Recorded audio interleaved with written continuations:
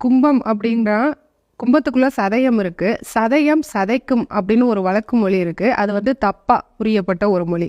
சதயம் சாதிக்கும் அப்படிங்கிறது தான். அந்த சதயம் வந்து தன்னை ஃபுல்லா அர்ப்பணிச்சுக்கிட்டது கும்பத்துக்காக. சரிங்களா? அப்படி இருக்கும்போது கும்பம் வந்து சாதிக்க பிறந்தவர்கள் மட்டும்தான் கும்பராசிக்காரங்கள். பெரிய இழப்பு, பெரிய வலி, பெரிய பொருளாதார நஷ்டம் அத்தனையும் தாண்டி ஃபீனிக்ஸ் பறவை மாதிரி நான் செத்து செத்து பொழப்பேன் அப்படின்னா அது கும்பராசி. கும்பம் வந்து நிறைய தலைவர்களை உருவாக்கியிருக்கு. ராஜராஜ சோழன், ஆப்ரஹாம் லிங்கன் அவங்களாம் கும்பராசியில் பிறந்தவங்க. இப்போ ராஜராஜ சோழன் சொன்னது என்னன்னா, நான் வந்து இந்து மன்னன் இல்லை, நான் ஒரு தமிழ் மன்னன்.